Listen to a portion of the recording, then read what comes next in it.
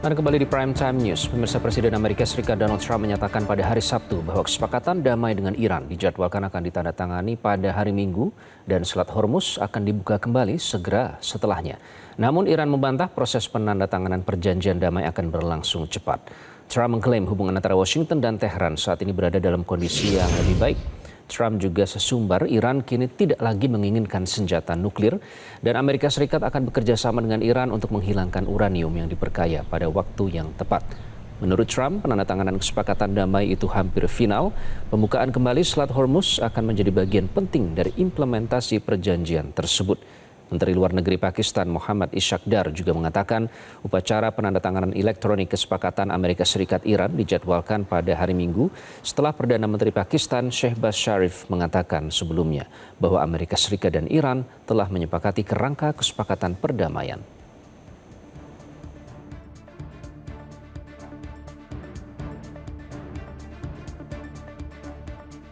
Sementara Angkatan Bersenjata Iran, Korps Garda Revolusi Islam IRGC membantah klaim Presiden Amerika Serikat Donald Trump tersebut. IRGC menyebut pernyataan Trump disampaikan meskipun para negosiator Iran secara eksplisit menyatakan bahwa memorandum tersebut belum diselesaikan dan penandatanganan pada hari Minggu dipastikan tidak akan terjadi. Kementerian Luar Negeri Iran juga sebelumnya mengindikasikan bahwa kesepakatan tersebut tidak akan ditandatangani pada hari Minggu.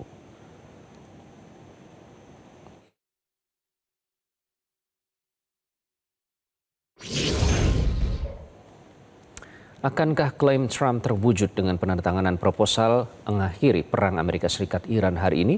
Benarkah klausul uranium masih menjadi perdebatan Amerika Serikat dengan Iran? Kita membahasnya bersama pakar strategik PPAU sekaligus alumni US Air War College dan mantan penerbang F-5 Tiger dan F-16 TNI Angkatan Udara, Marsma TNI Purnawirawan Agung Sasongkojati. Pak Agung, selamat malam. Selamat malam.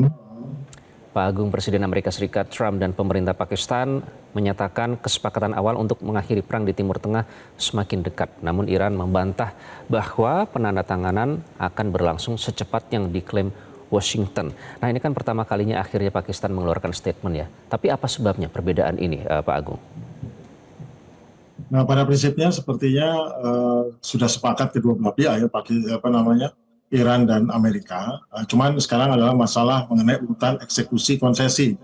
Karena jangan sampai seperti dulu JCPOA tahun 2015 di bawah Obama, meskipun itu sudah berjalan ternyata untuk pembayaran konsesi pengembalian uang Iran, bukan konsesi, bukan uang dari Amerika, pengembalian uang Iran yang diberi sanksi atau ditahan oleh perbankan luar negeri itu juga tertunda dan itu sekarang tidak mau mereka.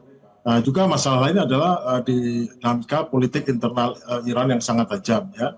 Jadi memang betul tadi disebutkan bahwa draftnya itu dibagi di dua tahap ya. Tahap pertama itu adalah penghentian perang dan blokade, pembukaan Selat Hormuz dan pelepasan aset buku Iran. Kemudian tahap kedua dalam 60 hari baru membahas program nuklir Iran. Namun garis keras Korps Pengawal Revolusi atau IRGC di bawah Mayor Jenderal Ahmad Fahmy menolak memberikan apapun sebelum dana miliaran dolar di awal dikeluarkan, karena kalau nggak dikeluarkan nanti mereka minta Iran ngapain dulu baru uang dikeluarkan, tapi itu pun juga belum tentu jaminan keluarkan, mereka udah nggak percaya lagi kalau begini. Kemudian juga bahkan mereka mengeluarkan draft maksimalis ini dibocorkan sehingga sampai dibalas sama Presiden Trump bahwa itu nggak betul, itu yang menuduh bahwa ini adalah nggak benar, isinya terlalu memihak pada Iran. Sebetulnya memang memihak Iran, cuman jangan dibocorkan lah itu versi maksimalisnya. Bahkan di dalam tubuh Iran sendiri ada semacam sabotase internal ya, supaya jangan ikut sama waktu politis Trump, karena informasinya katanya Trump ulang tahun hari ini, hari Minggu ini. Ulang tahunnya Trump atau siapa itu. Tapi yang jelas memang hari yang istimewa bagi Trump. Jadi bagi Teheran sendiri penandatanganan tanpa rincian teknis pencarian dana yang konkret adalah bunuh diri strategis. Karena harus dibayar di muka, jangan sampai terulang lagi seperti dulu. Jadi dalam memang sistem yang tidak ada wasitnya, tidak ada yang anarki, dunia itu memang anarki ya, tidak ada di atas Amerika dan Iran yang bisa memaksa, kecuali memang situasi yang mendesak perlu terpaksa, seperti Amerika setelah terdesak dia terpaksa. Jadi tidak ada jaminan ini akan dipenuhi bila tidak ada jaminan kapabilitas material yang betul-betul dilaksanakan. Dan menolak jadwal Trump adalah cara mempertahankan level. Jika membuka Selat Hormuz sebelum uang ditransfer, maka kehilangan senjata penekan utamanya. Juga apa yang dilakukan oleh fraksi RGC dalam negeri adalah menjaga agar ideologi kontra Barat itu jangan sampai patuh sekali sama Barat, karena memang saat ini memang Baratnya sudah ngalah. Amerika kan sudah tidak memaksakan mengenai tadi pertanyaannya kan memaksa apakah ini uranium itu, ini tidak, itu adalah tahap kedua. Jadi bahwa diplomasi yang terburu-buru akan menguntungkan narasi politik Trump menjelang Pilpres atau KTT 37. Jadi menunda penandatanganan menunjukkan bahwa Iran memegang kendali atas perang posisi atau war of position yang sudah dimenangkan oleh Iran, sehingga Amerika terpaksa memenuhi tenggat yang diminta Iran. Mereka tidak akan membiarkan struktur Amerika mendikte lagi sehingga kelihatan Iran menyerah. Dan memang kan itu dibuat di rencananya kemarin ada serangan apa, sehingga meskipun memang sudah mau perdamaian, tapi seolah perdamaian ini karena Iran terpaksa karena ditekan oleh Amerika. Memang itu caranya Trump untuk mensimulasi ataupun memberikan propaganda kepada dalam negeri dan para pendukungnya di seluruh dunia bahwa ini semua ini karena Iran berhasil dipaksa oleh Amerika untuk menandatangani perjanjian, bukan karena Amerika yang terpaksa mengalah pada Iran untuk mengikuti tenggat waktu ditentukan oleh Iran. Itu yang terjadi. Oke, ya betul Pak Agung, hari ini Donald Trump berulang tahun yang ke-80 dan mungkin itu berharap akan menjadi legasinya jika memang MOU ini benar-benar ditandatangani. Tapi ternyata ada bantahan dari pihak Iran. Nah, yang jelas ceasefire ini kan direncanakan akan berlanjut dalam waktu 60 hari ke depan meskipun ada pelanggaran yang dilakukan. Nah, di dalam waktu itu juga disebutkan akan terus dibahas terkait dengan masalah nuklir dan uranium yang diperkaya. Sementara itu terkait dengan pencairan aset Iran senilai miliaran dolar Amerika Serikat yang selama ini dibekukan. Sejauh ini apa informasi yang berhasil dihimpun, Pak? Apakah memang ada persetujuan atau kepastian yang diberikan Amerika terkait dengan hal itu, Pak Agung? Jadi gini ya, sebetulnya uangnya Iran yang ditahan seluruh dunia akibat ada sanksi itu antara 120 miliar sampai 100 miliar dolar. Mungkin sudah 150 miliar karena kan tentu uang itu berbunga ya. Setelah sekian tahun, setelah 47 tahun, uang yang setiap tahun itu ada di itu, jadinya mungkin jumlahnya sudah 150 miliar dolar. Antara lain ada beberapa, ada yang di Qatar, ada yang di Bahrain, ada yang di Uni Emirat. Nah, ini sepertinya dari Qatar itu sudah mengeluarkan uangnya, sudah sepakat uang segala dikeluarkan karena memang ada beberapa uang yang sebetulnya tidak diberi sanksi Amerika, tapi karena secondary sanction, sehingga Qatar terpaksa menahan. Sebab kalau dia menyalurkan uang kepada Iran, dia akan terkena sanksi Amerika. Tapi uang yang itu bisa segera disalurkan karena memang kan sanksi mau dicabut, jadi tidak terkait dengan memang uang yang karena memang ditahan oleh Amerika. Ya, jadi yang betulnya masalah ini adalah dampak ekonomi global itu ya, karena 20% pasokan gas dunia, minyak dunia, 3% pasokan gas dunia, dan 47 derivatnya. Itu yang membuat semuanya pengen segera dibuka, bahkan negara-negara teluk itu pengen dibuka karena mereka yang mereka yang merasakan langsung dampaknya daripada ini. Jadi yang hancur bisnis minyaknya mereka. Iran sendiri ya mungkin terganggu, tapi sebenarnya kan Iran bisa menyalurkan minyak lewat jalur utara, jalur ke Pakistan juga. Jadi sebetulnya itu tidak terjadi ya. Dan terkait dengan itu, maka banyak daripada negara Timur Tengah, khususnya dari negara teluk yang di seberangnya, yang kita tidak tahu, diam-diam Uni Emirat meskipun dia mengaku dekat Israel, ternyata Uni Emirat itu sudah mengirimkan delegasi, dan bahkan sekarang saat ini juga delegasi Qatar sudah datang ke Iran, Teheran, untuk menunjukkan bahwa segera setelah ditandatangani segera langsung dicairkan, karena mereka ingin langsung berikan kepada Iran kepastian bahwa ini loh kami ingin menunjukkan keseriusan mereka. Jadi banyak negara Timur Tengah yang pada akhirnya harus mengakui bahwa mereka harus berdamai dengan Iran karena mereka sangat tergantung dari Iran, dan Iran adalah, selain Iran itu adalah merasa terancam kalau Iran marah dengan mereka, tapi di sisi lain Iran itu adalah potensi pasar yang besar bagi mereka. Karena selama ini kan mereka menjadi hub daripada Barat atau luar negeri untuk Timur Tengah, dan Iran belum punya itu, dan kesempatan peluang bisnis besar karena kontraktor-kontraktor besar, segala macam perusahaan besar itu ada di negara-negara Qatar, Uni Emirat, dan Bahrain. Jadi mereka juga mencari peluang bisnis di Teheran. Itu yang terjadi pada hari ini.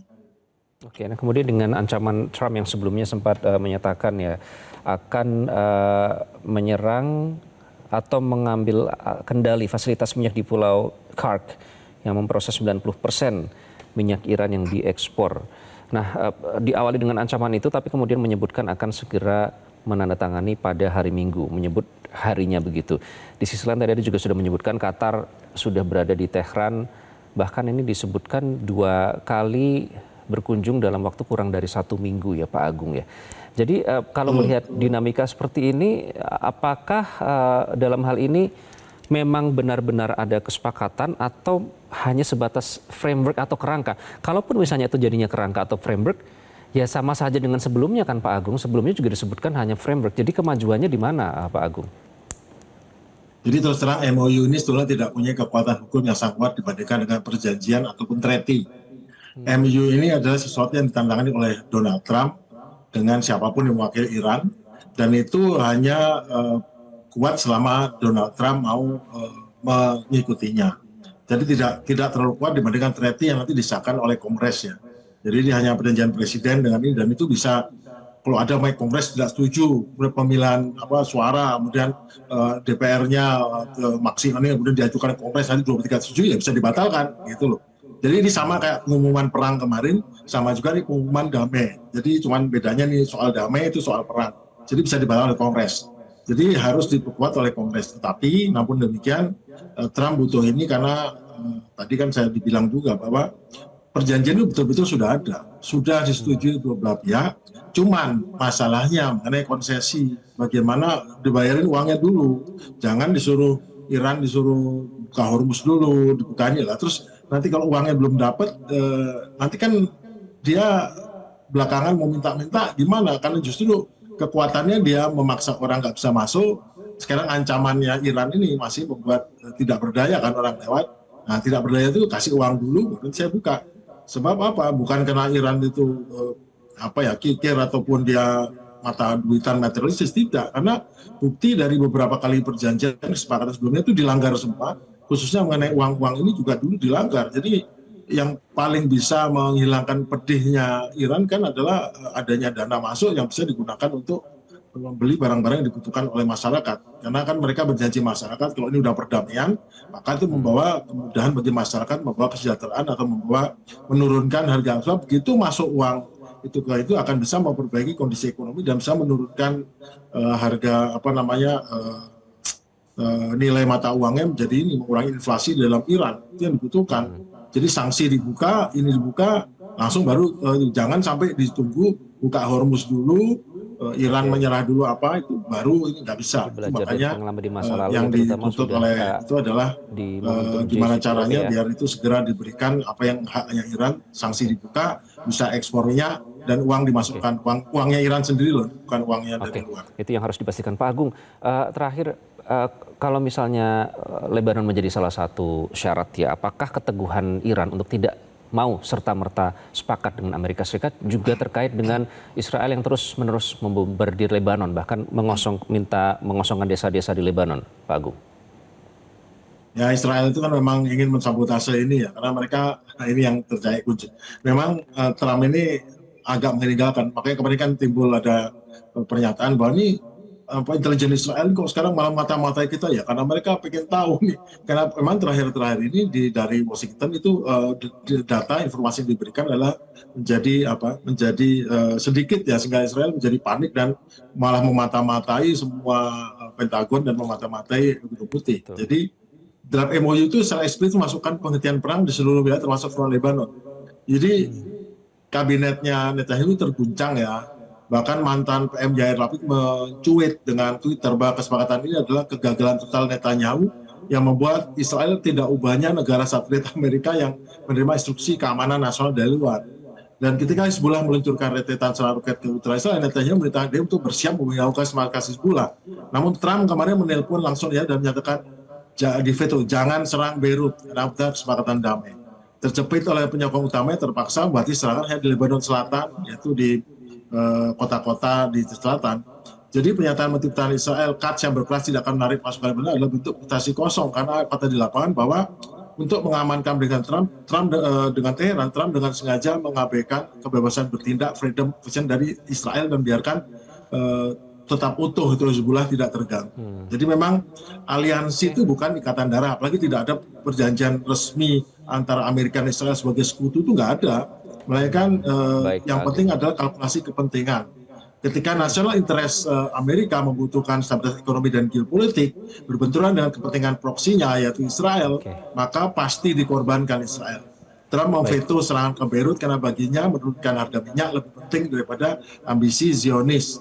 Kita melihat pecahnya konsensus daripada blok hegemoni adidaya ini, Ya, Israel Pak Agung. menyadari bahwa narasi dukungan absolut Amerika itu hanya ilusi. Pada suatu titik, Israel harus berjalan sendiri dan Amerika akan berjalan sendiri karena kepentingan nasional Amerika Oke. lebih penting daripada kepentingan nasional Israel yang berlawanan pada akhirnya, meskipun tujuannya sama tapi berlawanan Oke. karena Amerika Ya, lebih dan mementingkan dan saat ini juga bagaimana Zionis Israel terus menyerang Beirut bagian selatan, padahal sudah dekat ya mencapai kesepakatan, artinya tidak mematuhi apa yang diinginkan Donald Trump. Kita akan lihat seperti apa lagi-lagi kesepakatan yang rapuh ini. Terima kasih Pak Agung atas analisis Anda di Prime Time News.